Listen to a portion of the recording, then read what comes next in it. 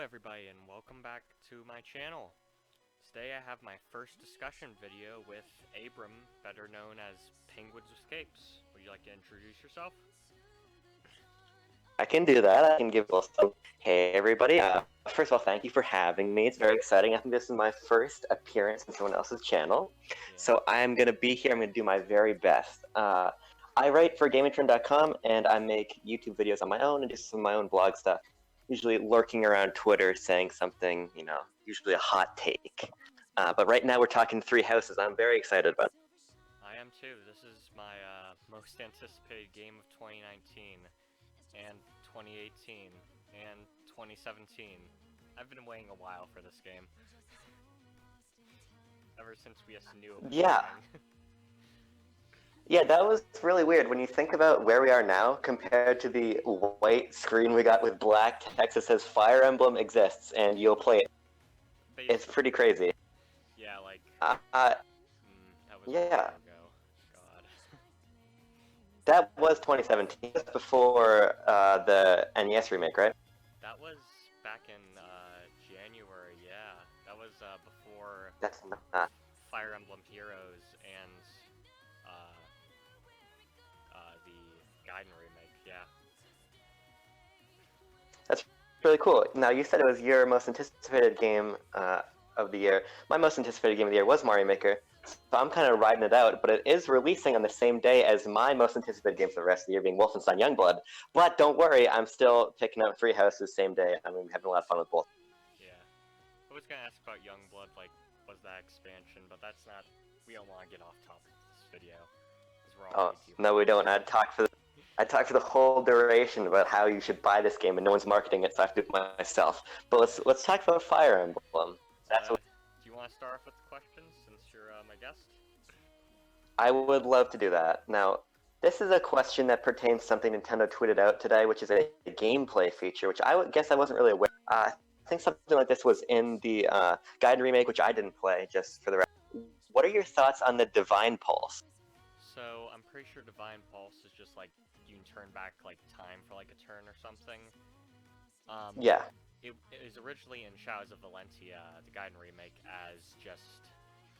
Basically, because the game had terrible map design, it basically allowed you to basically reset RNG and turn back time. And while it was good... In Echoes, when I say good, I mean it was broken. You could basically restart the entire map if you wanted to, if you had enough turn wheel cogs.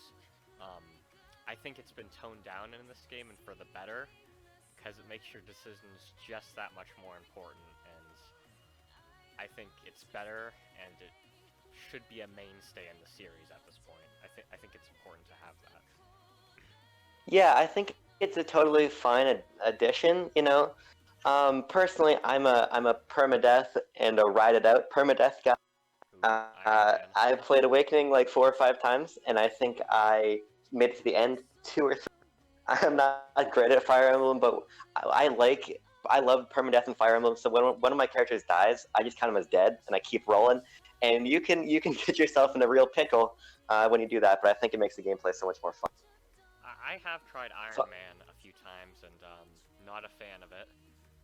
Because I kind of like having all the units to end, see what their supports are, their story is. But I do play classic hard, so like, if I can't reset something, then if Lorenz dies, that's fine. He has a weird haircut anyway.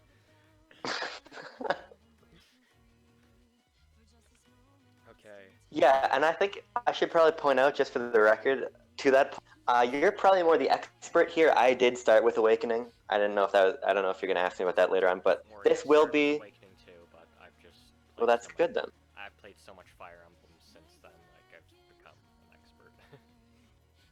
Yeah, I played Awakening and loved it. It's one of my favorite games of all time. And then I played Fates. I didn't play which was the harder of the two, because that's the one I bought. I think it was Conquest, yeah, right? Conquest was the harder one. Yeah, and I enjoyed it. I didn't like it nearly as much as Awakening. It just didn't click with me as much. And then I skipped Valentia because I was, onto the Switch by that point and wasn't really thinking about 3DS. But I'm so excited to be back in the series with Three Houses. Yeah. Just as a side point here, I played Awakening was great. Fates was poo-poo trash because it had bad story, and then Shadows of Valentia is my favorite Fire Emblem game. Has some of the best writing, voice acting, story. This game will have. I hope this game tops it because I'm really excited for this game. The previews have been sounding really good from what I've seen. I've been trying to stay away from too much pre-release material because I want to, see a lot of it for myself when I get the game. Yeah. But buzz is good, so I've got my fingers crossed. Also, might want to stay off the internet until Friday since the ROM's leaked. And As someone who got The Force Awakens, see, my philosophy on spoilers is, considering I got The Force Awakens and Logan, all those deaths spoiled for me, they're either gonna find you or they're not. I got spoiled by random things like YouTube comment sections and stuff. So at this point, roll the dice. I hop on Twitter, and if I get spoiled, I get spoiled. But I'm hoping I don't. Okay, so here's my first question. It's kind of just a basic question, but which house are you gonna choose? Now I have the same question for you, and I had to do a little bit of research because here's the thing. Again, when I know I'm in a game, when I'm locked in already, I tend to just push a lot of the pre-release stuff away. So I didn't actually know what house I'm gonna pick, and I probably won't know until I get the game in my hands. But I was looking into it a little bit, and I will say that my choice is a bit arbitrary, and it's going to lead into a question I'm going to ask you a bit later. But as of right now, the Blue Lions are the house I'm looking. You're gonna kill every last one of them, I see. Now, I don't know what that means. Did you watch? But I also haven't seen any trailers. Yes, but I was probably going cross-eyed at that point because I was waiting for Star Fox Grand Prix, which never happened. Okay, that's something. I won't spoil it. I'll wait for you to watch the cutscene when you're really Okay. into the game, I think. Do you know yet? You know your house? Yes, I am going Golden Deer all the way. Well, there we go. Now, may I ask why you picked? Well, there's a few reasons. One, I really like the leader, Cloud. I think he's really awesome. And the students also there, I really like Raphael. He's really cool. Marianne looks like the daughter of the villain in Echoes, so I had, and Echoes is my favorite game, so I'm like, sure, I'm gonna pick that. And Lorenz is in the house, and he has a terrible haircut, but I think that's funny. And I just really like the students, and that's really why I chose it. And just the students. Now, the reason is because I'm going to segue into my next question now, based off of that. Because the reason I picked, what did I say pick? The Blue Lions, is because the Blue Lions feature Mercedes, which is my new Fire Emblem Three Houses waifu. Now, I'm on the periphery of the Fire Emblem community, but I know that waifu very... So I wanted to ask you, do you have a Three Houses waifu? Does it unseat your previous Fire Emblem waifu? My previous one being probably Cordelia from Fire Emblem. Okay. So, my waifu from Three Houses is Anna, and that precedes my waifu from Awakening, which was Anna. So, yeah. I mean, Anna's my favorite Fire Emblem character of all time, and that's why. She might not even be playable, I don't care. Just, you know what? She's in there, and that counts. She's in every Fire Emblem game except Echoes and Gaiden, but, I guess you're in every game. But here's the... Boom. Yeah? Here's the thing with Mercedes. I'm a big fan. However, apparently, and I think that this is very common knowledge, but apparently there's a time skip in the game. Yes. And I saw and I'm like, well, it's not younger Mercedes. Younger Mercedes, I think, overweighs anything else. So that's going to be my current waifu. I also really liked Petra. And then when I clicked on the fandom page, I found out Petra was 15, so I closed my... Yeah, that happens quite a bit. Seems a lot of the characters are, in the 15 to 19 range pre-time skip. I think Mercedes is 19. Electra's It only said like... she's 22, but I'm on fandom, so who knows? Yeah, you're on fandom. Oh god. I will talk about that after the call, but fandom is just really bad. Okay. I don't really have anything to segue into. So here's my next question. What are your thoughts? I remember you making a tweet about this earlier, talking about the graphics earlier this year. Yeah. But what are your complete thoughts on the graphics in the game so far? My complete thoughts on the graphics are that they are very underwhelming. I am pretty disappointed by the environmental textures. I think it really doesn't look that much better than what was on the GameCube Path already. Yeah. I'm just not that impressed by the way that the game looks visually from that perspective. I think that the character models look great. I think the animations look great. But when you put them in the context of these, it looks very just weird. I don't like the way the characters look on there. They try to add some more scale with the fact that you see other units other than the main units on the battlefield, which is a nice touch. But again, when you back out on the main map, it just creates this weird visual aesthetic, which I'm not a huge fan of. But like I've said in the past, they are just the graphics, so in Fire Emblem so much about the tactics and the gameplay that I'm not that bothered by it. What I was more concerned about, and I don't know if it's going to be the case, I'm going to have to wait and play the game, but I was concerned about how the fact that the game doesn't seem to be taking that much of a leap, over the 3DS games to push the Switch's hardware. I was concerned that is going to translate into other aspects of the game's design, kind of like how I feel Sword and Shield really isn't taking full advantage of the Switch's. That was my main concern, that the graphics are more emblematic of something else. Not in any way a deal breaker for me at all. Like I said before we started recording, I have the game pre-ordered. I'm very excited to play it, but it's just something that I was cautious about for what it. Yeah, I could see like concerns about the graphics. Like the environmental graphics don't look really great, but I mean, I'm not a huge person who's gonna be like bad graphics won't buy. Like that's not my take. If the graphics, Yeah. the graphics could look like a few pixels, I'd probably still buy the game. But the graphics are to a degree disappointing. And I don't think they're pushing like the Switch's hardware to like its fullest, like the fullest it can. Like for instance, Awakening, when it was first on the 3DS. Yeah. It like the graphics. I mean, they're passable for a 3DS game, but they didn't even push the models at that point because all the characters had stubs for feet. They Yes. fixed that with the previous games, and I think the game that took full advantage of the 3DS's hardware was Fire Emblem Echoes. It did a lot. It really pushed the 3DS. I think once maybe we see the next entry and once the IS has a better idea of how the Switch works for a mainline Fire Emblem game, they can probably really push the graphics and everything for the next game. And everything we've seen is pre-release footage, so there's still time for it to be polished up. We'll definitely see, the next couple Fire Emblem games iterate on this engine and make it look better. Yeah. You know what? It is what it is.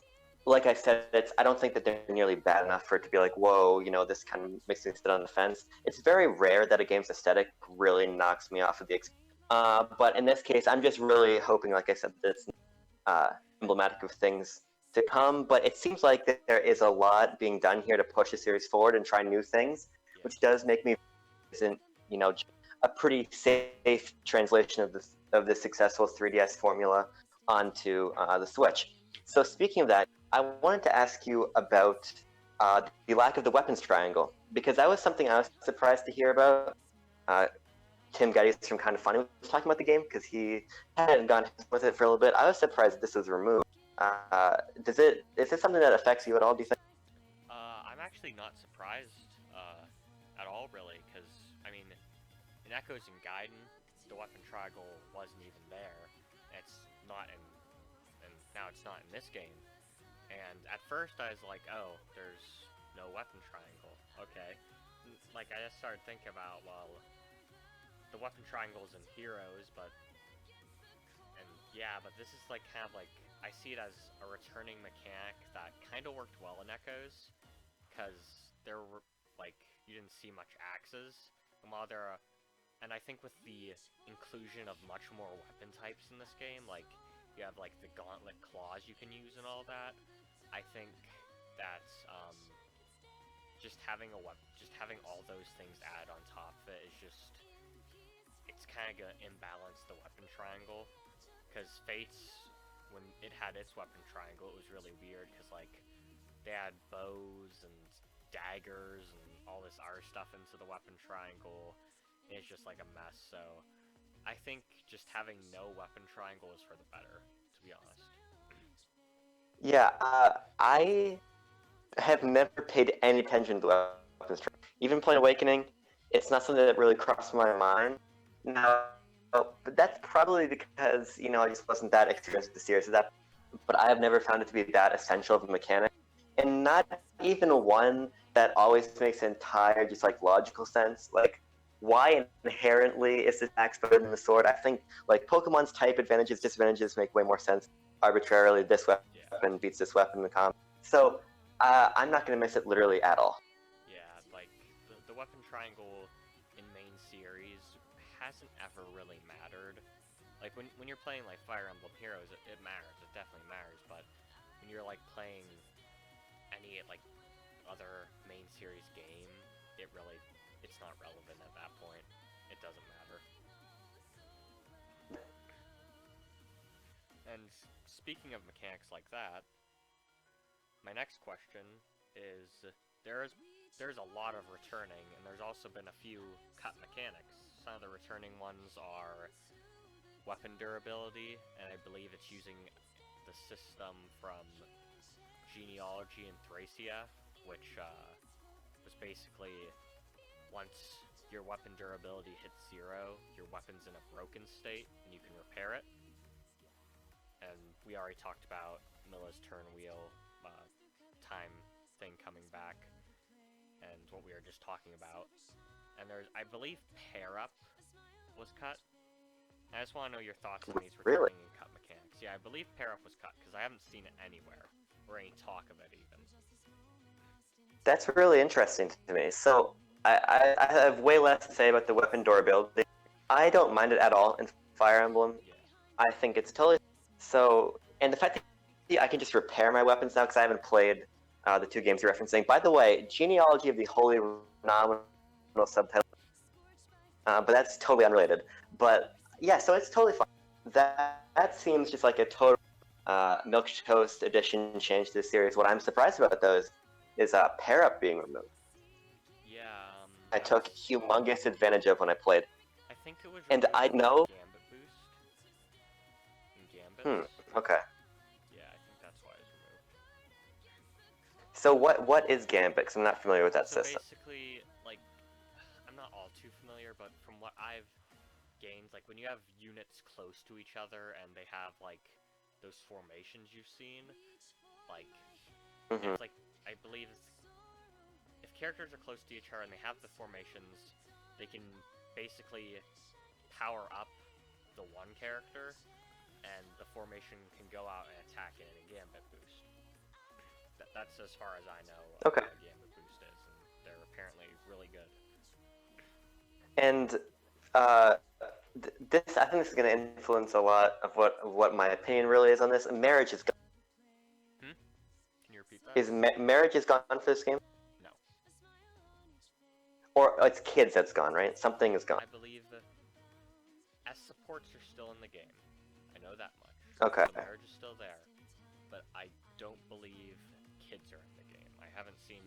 Now, of course, they could be, but seeing as how this game's already, like, how it's already grown to be, I don't think it will be.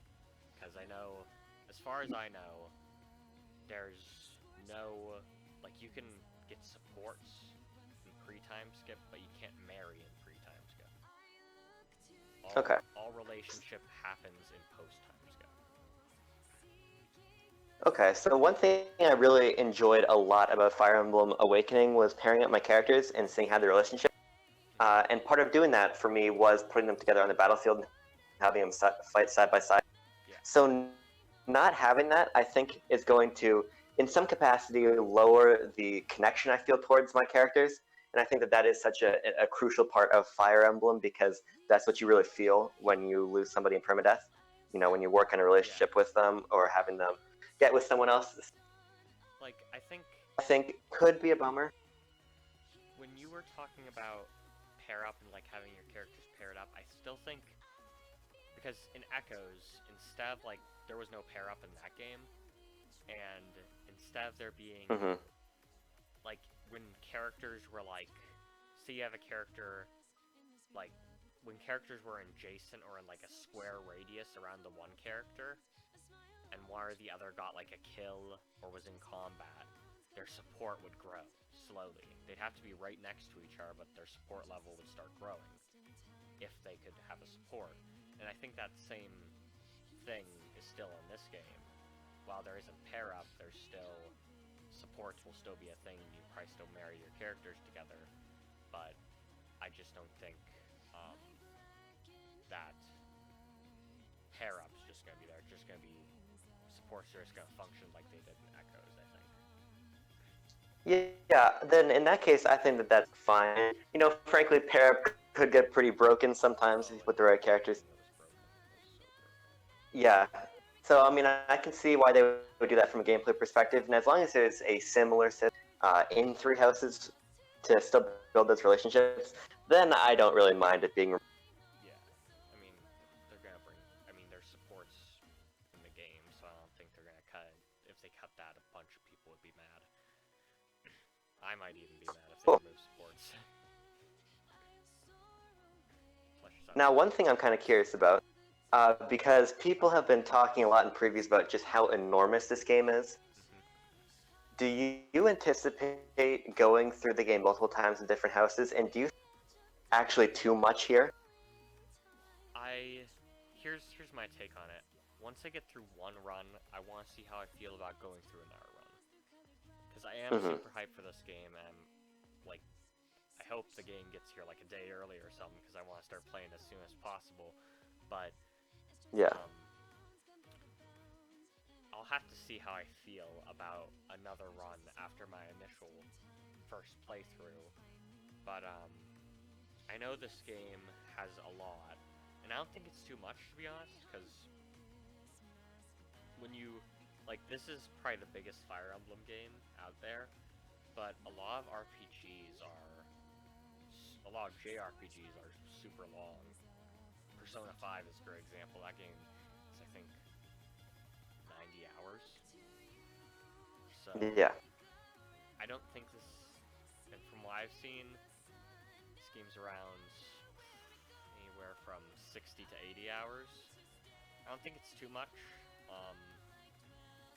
but I think it'll be a fun experience to play a longer game, because I've wanted a Fire Emblem game that lasts a bit longer than, 30, 40 hours.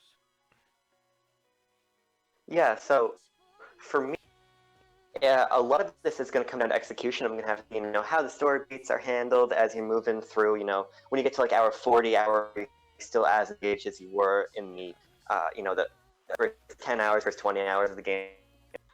And to be said for Awakening beat hours. I'm just sourcing that from how long to beat, just because I haven't played the game in a while and I couldn't remember off the top of my head. But around that 30-hour mark, there's something to be do. Yeah, I think Multiple times and put different characters on the team and have some more replayability. But if the content is as enjoyable from your first hour as it is on your 79th hour, then great, more content is more content. But I'd be shocked if I see myself finishing a route and picking another house right away and going again. Yeah, I think I'm gonna have to, like, after, like, my first playthrough, I'm probably gonna put the game on, hold for a bit, so I can, like, just so I'm not shoving myself back into another house. I just kind of want to take a breather after, like, maybe, like, a month break or something, then I'll start a new route, because, yeah, it's just gonna be overwhelming from what I've heard in terms of time. It's going to be a great game to bring to college with me when I'm going to be short on money. Oh, it's gonna be great for me, because even though I'm commuting, sometimes I just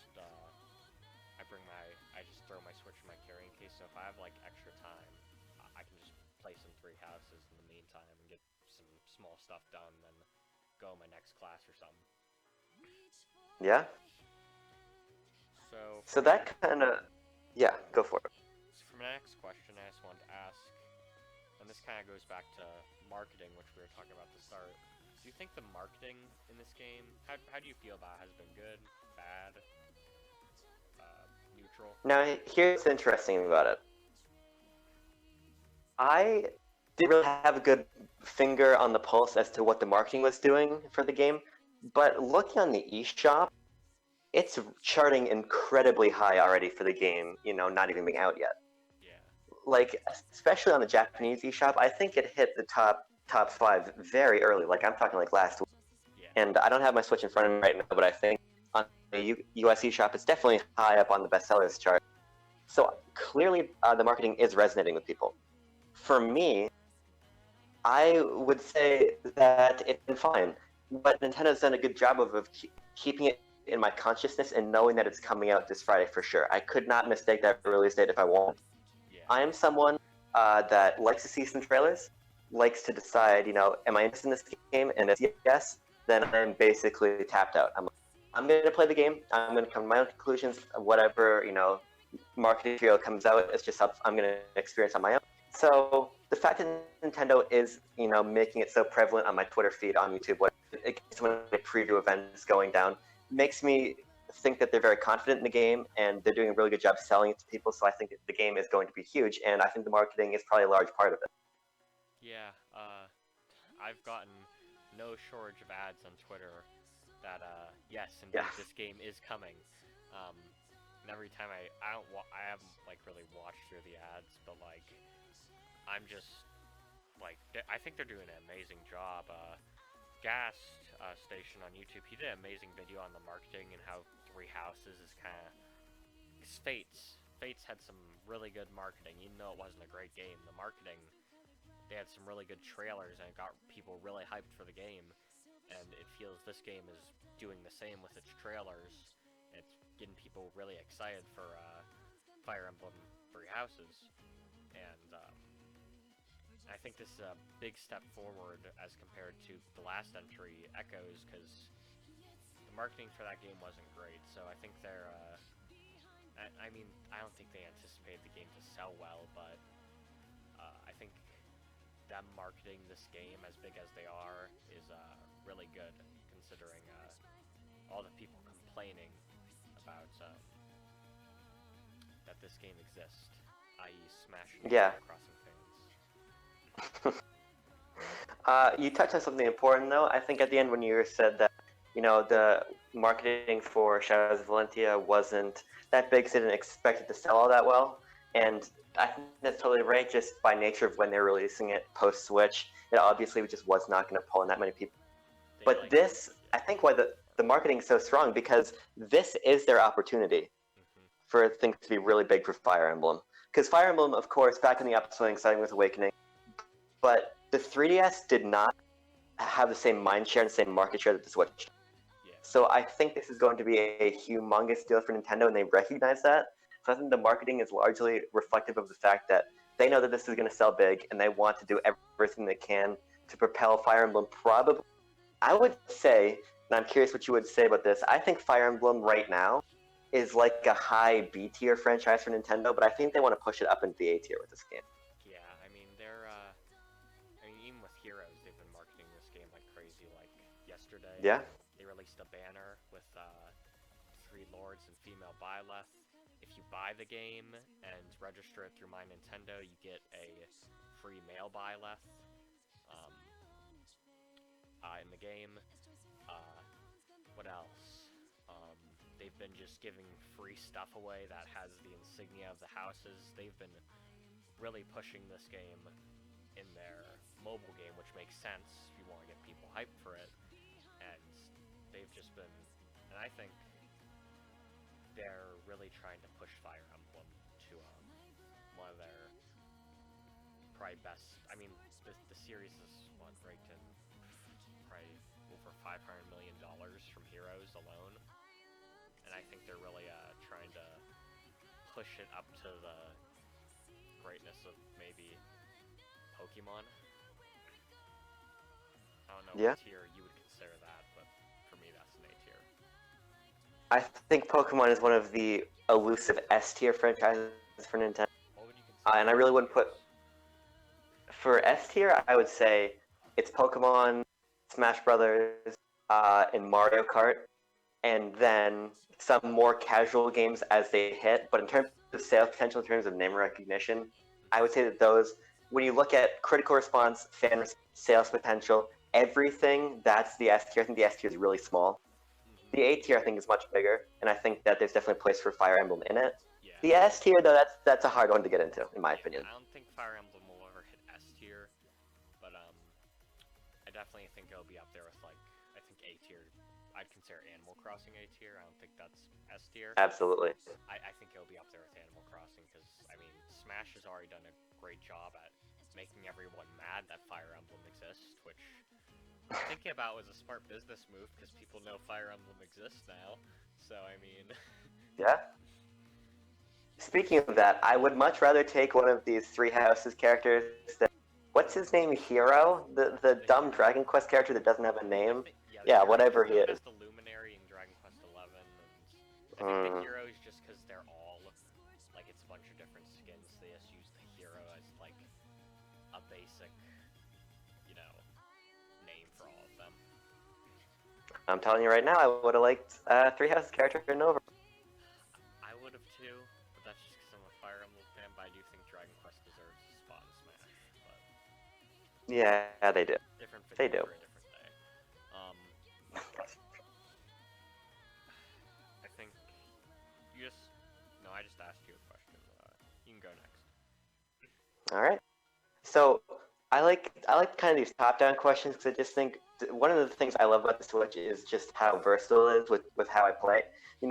Between school and work and whatever I'm doing, there's so many different ways I can play and enjoy my games. So I'm curious, do you see yourself playing this more in TV mode or more in handheld mode?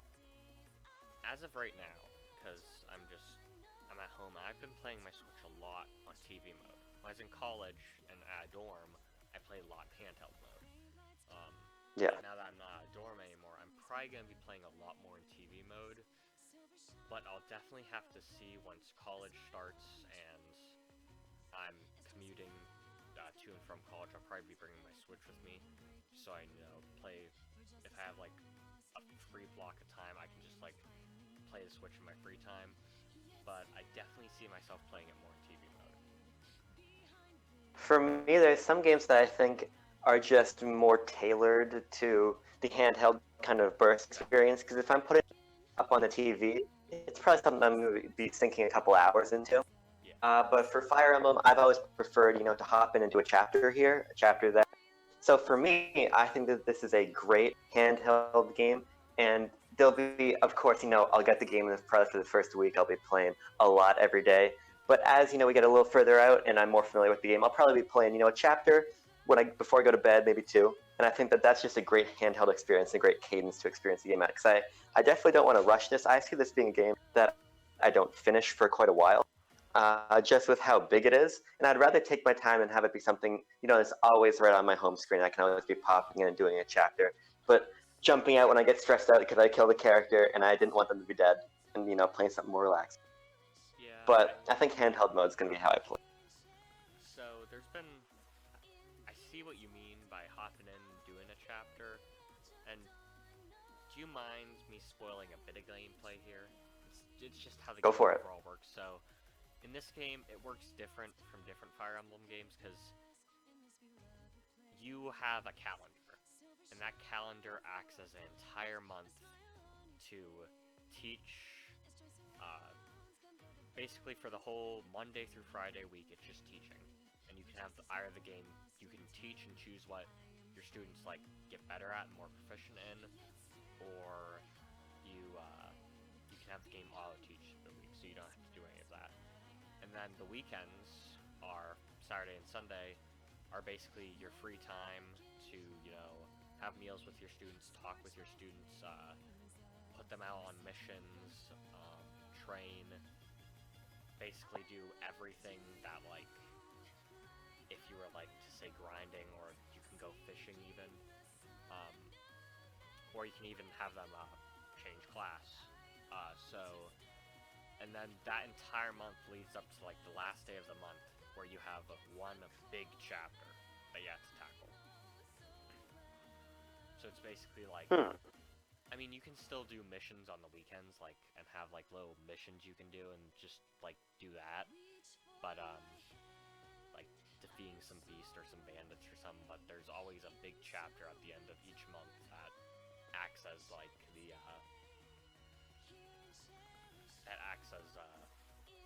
your big battle, per se, like a big map. I actually like that structure a lot. I do too. Gives me a very Persona feel with the whole calendar thing. Yeah, I haven't played, but this seems something that's really interesting to me. I like this. Actually, gives me a lot of hope that this is really a bold sequel to the series, and just being something safe. I like actually how this is seemingly, and I could be wrong about this, but seemingly incentivizing and putting more emphasis on other aspects of the gameplay opposed to just, the combat. Yeah. And if there is more of this experience of the game outside of, the actual battles, I think that's pretty cool, because I loved in Awakening, checking in on my camp, having support conversations, but they were so stagnant. So if this is something that's more expanded and I can really develop those relationships with my characters outside of the battle, I think that's actually pretty. Now I'm gonna have to actually go hands-on, because things like this I gotta wrap my head around by actually playing. But I do like the sound of that quite a bit.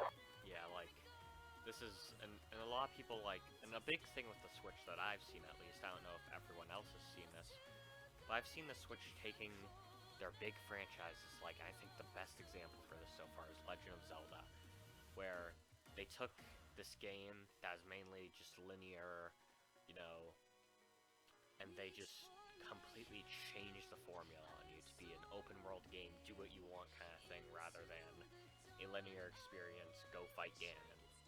That's basically how I saw Legend of Zelda. I'm not a Legend of Zelda fan, but they've been taking their franchises and just giving them like a fresh breath of air. And I'm definitely seeing the same thing with Fire Emblem here, where all these series are trying new things. As far as I see, Pokemon, but that's Pokemon. Well, no, they did try some, cutting most of the Pokemon. They did try that. They make Pokemon big now in red. It's kind of cool. Apparently, no, but you're definitely. Are from the 3DS. What? They lied. The models are from the 3DS. I can't even follow it anymore. My feed is half people saying that the models are reused and half people saying they're not. Well, and all I know is that they look like 3DS models. The company said they're new models, but someone took, I think it is Gyarados when he's Dynamaxed, then they compared it to a 3DS screenshot from the same angle, then they compared it to the wireframe of the Gyarados model from the 3DS. It's the same exact model, funnily enough. Yeah. I don't want to fall too deep down this rabbit hole, but I thought the whole purpose of spending so much time with X and Y in the development is to make future-proofed most that they can use. And I thought that that's how they did Let's Go. But you know what? I get too fiery when it comes to... I'll just put like a little rant warning, and I'll put a timestamp for later. Let's get back on track. Yeah, I think what you were saying was really true, and I think that's one of the things that I'm most admirable of from Intelligent Systems' development efforts here, is, we have seen a lot of Nintendo franchises try something new and try to subvert expectations, because Nintendo, goes back to the well a lot. So a lot of these franchises can, at a certain point, start to... So to see franchises, like Zelda, like Mario, like Fire Emblem, even things, such as, I think, Mario Tennis, trying new mechanics, new ideas, is really great to see, especially in the face of other games that aren't doing this, whether we're talking Pokemon or even something like Kirby. I was pretty let down by Star Allies. But to see, Intelligent Systems actually take the time to implement these new features like you were telling me about with the calendar system and such, I think that is very exciting. Yeah, that's definitely, I'm definitely excited to see where this game goes with just everything it's doing. Do you think that this is going to be, when we're looking at this year, when we're looking at 20, do you think that this is going to be the headlining titles for this Switch? With the way they're marketing it, I think it'll be definitely one of their big like headliner titles that they'll. And with the season pass and DLC, I think they're just gonna want to keep pushing that. This game is gonna last a while, and they want people to pick it up even in the winter. They'll probably have a small advertisement for it, to say, hey, here's a great game to buy this winter. They'll definitely want to keep people playing. I don't think it's going to be somewhere that has to forget right after it releases. Yeah, I think you're totally right about that, because when you look at what I think was a big chance before this being Awakening did great, but it also came out in a year when it was dwarfed by all kinds of other things. For as great as it did, we had Animal Crossing that year, and we had Link Between Worlds. There was so much other stuff happening. I think we're at an interesting place in 2019 right now, where because of the game releasing after Super Mario Maker 2, a lot of eyes are on it right now.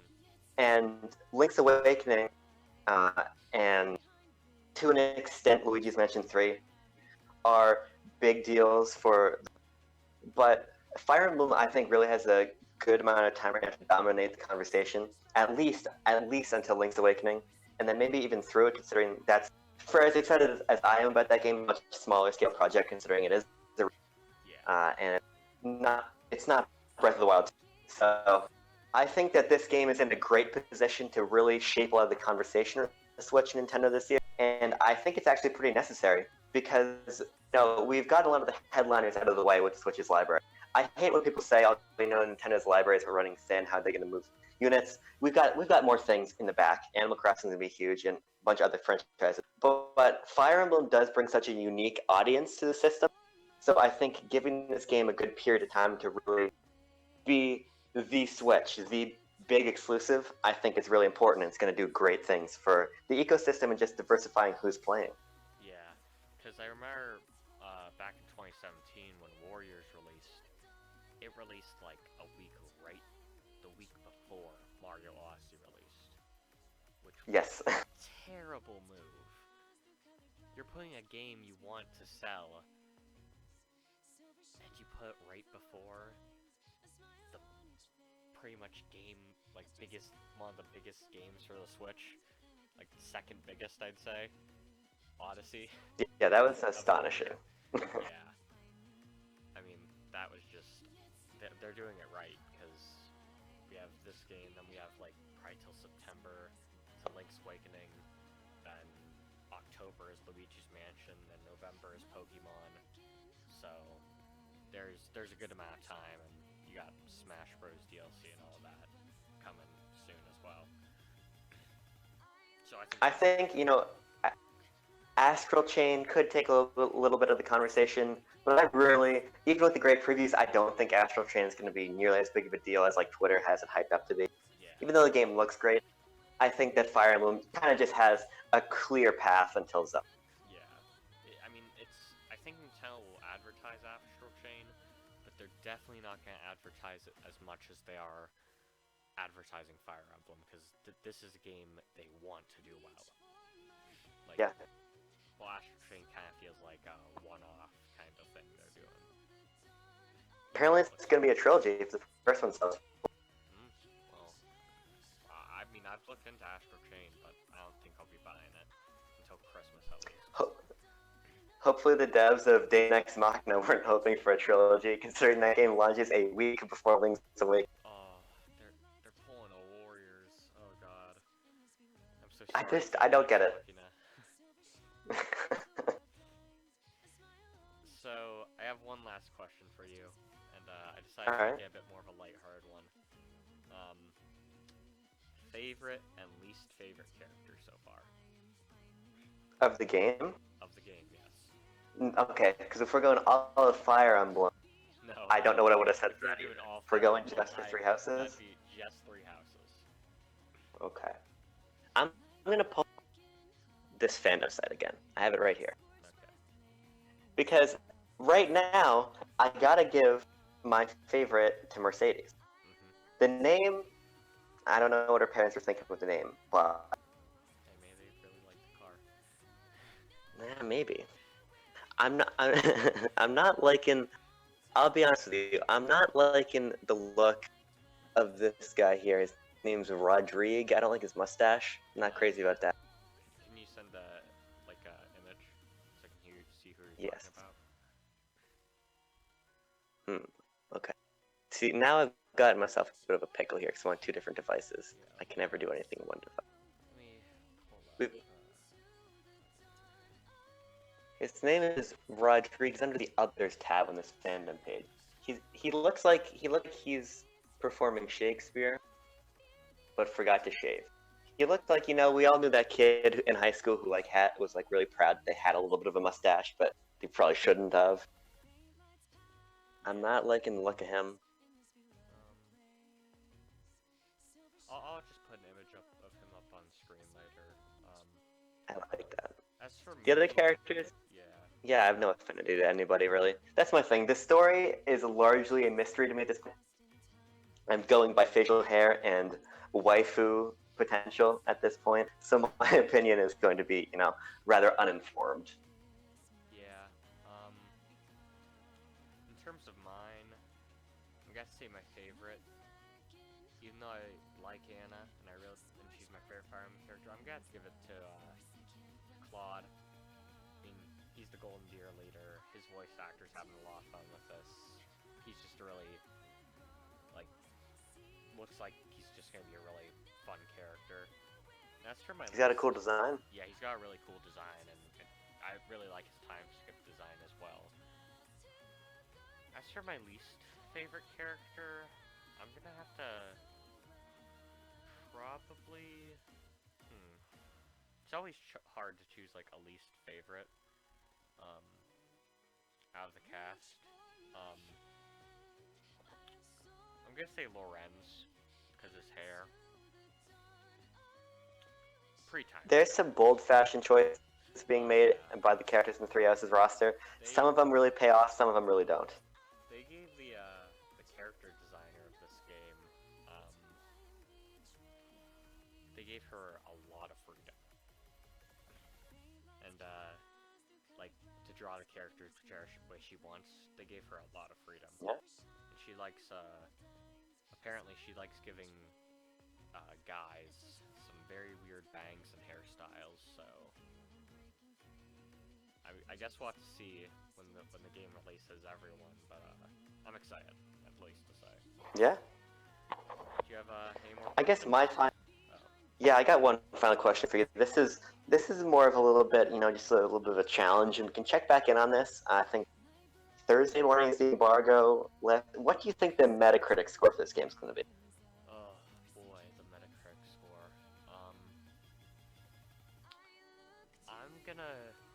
I'm gonna guess low, just because one, I want to be proven wrong, and two, I just want to be safer by guessing low than going really high. I'm gonna say 83. It's a bit That's low. interesting. It's a bit low, but I want to score low rather than score high. I'm putting it all on the line with this one. I'm going to say that Metacritic is going to be no lower than 92, and my prediction is 94. And the reason I think this is a couple things. Everything Nintendo and Intelligent Systems have been doing recently has conveyed confidence between having preview events and the glowing preview coverage, sending the game out to reviewers several weeks early, which is really rare to do. Yeah, all of the marketing, everything conveys to me that they really have something special here.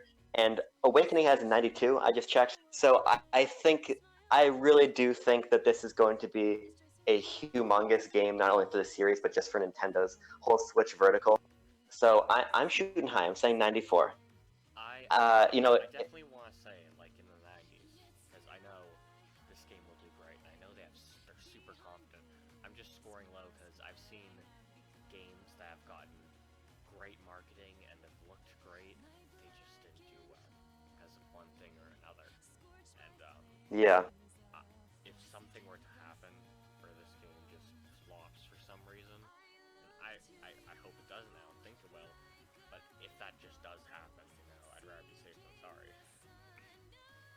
Yeah, that's definitely safe. I think, again, Intelligent Systems is a team that I put a lot of faith Yeah, in, you know? I have So, utmost faith in them. Like they have shown that they're a very competent developing team. yeah. And now that they've got some free time, maybe we can get a little Paper Mario on the system. Yeah, maybe. You know, a little Paper Mario. I've But here. I do yeah, want to say one thing about Paper Mario. Um, I know everyone says Thousand Year Door was like the best game in the series. I've never played the Thousand Year Door. I don't care to play the Thousand Year Door, mostly because it's talked about to death. And Super Paper Mario for the Wii is the definitive Paper Mario game. I love this so much. And you know what? This is a little treat for your audience if they make it to the end of this video, because that is a great take. But let me give you one better. First of all, the Thousand Year Door is wildly overrated. The gameplay is, but the character designs, like they don't even feel like Nintendo characters. They don't feel like Mario characters. It's very bizarre stuff. And here's yeah, my problem with the Paper Mario series is it has the same gameplay but in a more stripped back, less enjoyable way than the Mario and Luigi series has it. The Bros mechanic is great. That gameplay is phenomenal. Paper Mario excels in its aesthetic and its world, and for that reason, I truly, truly believe that Sticker Star and Color Splash are the best in the series, and if I had to give the nod to one of them, I would give the nod to Sticker Star for having more intuitive content. Now, that's a very not popular thing to say. Yeah, I like to share this online a lot. I truly believe that A, the Thousand Year Door is not very good, and B, Sticker Star is the best in the series. So let me say this right now. I almost agree with you, because A, yeah, Thousand Year Door, way overrated. Not great. But I think Super Paper Mario is the best game in the series, because it's nothing like the first two games, or there's RPG, like where it's a RPG with turn-based combat. And it's nothing like the two most recent games. It is in this weird place where it's just so out there and has some of the weirdest characters, but I think it's great. It's like an anime. it's a really fun game. I remember you could get to like a secret arcade. Yeah. You know what I'm talking about? Yeah, and that was a lot of fun. Like, it did not advertise itself the way... It was nothing like the way it advertised itself. I'll say that much. Yeah, I thought it was really fun. Not as good as Sticker Star, but it was fun. Yeah. Now that we're done with our hot takes for me at the end of this video, thanks for coming on my channel and discussing this with me. Yeah, absolutely. This is a lot of fun. Let me actually give you a shout out to your channel, even though your channel's probably bigger than mine. Yeah, I think it's at like 26 subs. Oh, yours is at 26 subs? Yeah, I've always wanted to do YouTube a little bit more seriously, but I just never really got around to it. But starting the last couple of weeks, I've been trying to upload more frequently, you know, putting a little bit more emphasis on it. So. Okay, I'm getting not your channel. I will look up your channel. It's giving me... That's all on my Twitter. Wild. Yeah, that's probably not it. Yeah, no, but the video's fun. Twitter here, because that's easier for me to do. Follow yeah. that penguins with capes. I'll put the spelling up on screen because it's not spelled the same way you have it here. Follow. Yeah, I did drop a couple letters. He writes for Gaming Trends, does some great stuff, and thank you. Has better content than me. But most people do. Hey, but you got that you got your commissions open right now. You got to give that a plug. Yes, I do have. Doing some cool work. Open. Please, if you want art, please buy my commissions. I'm a college student in debt. I need as much money as I can get. I'm going to shill. I'm shilling that out there right now. Go for it. Because I think I have some interesting commissions. Nobody really buys them. But yeah. People, I'm telling you right now, it's his pinned tweet. He's got prices on there. He's got everything you need. Very affordable. Go over there. Go buy some art. Go do it. Please. So thanks for coming on again. It's great to have you. Yeah, it's a lot of fun. Yeah, we'll definitely have to collab more because it's really fun when we do. Yeah, for sure. We might have to, check back in on how we feel about Three Houses once we played it. Check in a couple weeks. Maybe like, I don't know, maybe after like May, August sometime, once we've had Yeah. time to actually feel about the game. It'd be great to do a follow-up. Sounds good. Well, thanks for coming on, and thank you everybody who watched the video. If you liked the video, give it a like, notification bell, subscribe, all that stuff. I have to put it in there. So thanks for watching, and look forward to doing this again. Yeah, certainly.